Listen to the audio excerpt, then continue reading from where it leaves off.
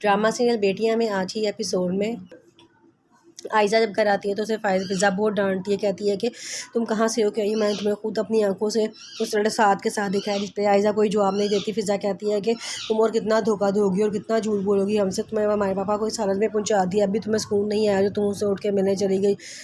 आयज़ा कोई जवाब नहीं देती और अपने कमरे में जाकर लेट जाती है, जहाँ पर हमना और अनम भी चले जाते हैं। वो कहते हैं कि आप ही हमें जवाब दें, आप वहाँ करने क्या गई थी। वो आयज़ा फिर भी कोई जवाब नहीं देती, तो वो कहते हैं कि अब प्लीज़ आप खुदा का वास्ता कुछ बोलें, आप कुछ हमें जवाब दें। ये ना हो पिछली दफ़ा की गलतफ़हमियाँ से हमें बहुत नुकसान उठाया है, इस बार भी कोई गलतफ़हमी ना हो जाए, आप प्लीज़ हमें बताएं कि आप वहाँ क्या करने गई थी। लेकिन आयज़ा कोई जवाब नहीं देती।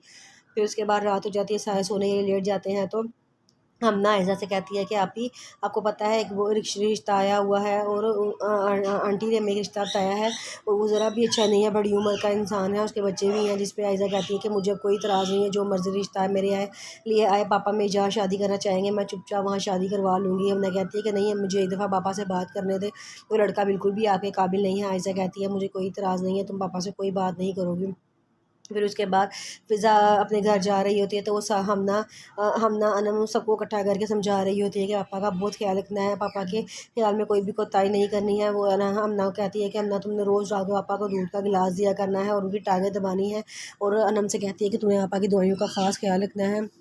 और सबसे छोटी वाली बहन से कहती है कि तुमने परहेज़ी खाना बनाना है पापा के लिए, मैंने तुम लोगों के ज़िम्मे ये काम लगा दिए हैं और मैंने रोज़ फ़ोन करके पूछा करना है कि ये काम हुए हैं कि नहीं हुए हैं। अगर तुम लोगों ने ना किए ना तो मुझसे बुरा कोई नहीं होगा, क्योंकि हम अपने बाप को ज़िंदा देखना चाहते हैं, हम उन्हें और टेंशनों में नहीं डालना चाहते।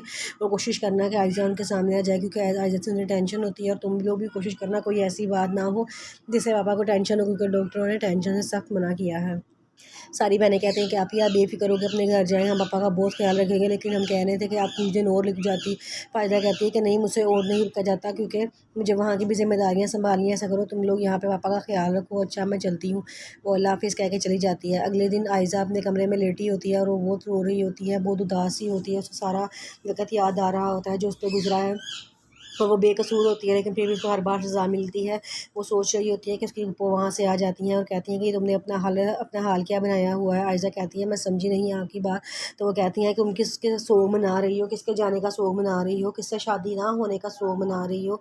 आयज़ा कहती है कि आप कैसी बातें कर रही हैं, खुदा का वास्ता है चुप कर जाएँ। वो कहती हैं खैर, मैं तुम्हें ये कहने के लिए आई थी कि अपना हुलिया दुरुस्त करो और जल्दी से ड्राइंग रूम में आ जाओ। आयज़ा कहती है कि क्यों वहाँ मैं क्यों आऊँ? तो वो कहती है कि वहाँ मेहमान आए हुए हैं और जो तुम समझ रही हो वही मेहमान आए हैं, और प्लीज़ खुदा का वास्ता अपना हुलिया ठीक करके आना और अब कोई ऐसा सीन क्रिएट ना करना जिससे भाई साहब की तबीयत ख़राब हो। पहले ही भाई साहब की तबीयत बड़ी मुश्किल से संभली है। आयज़ा कहती है कि अच्छा ठीक है, मैं आ रही हूँ।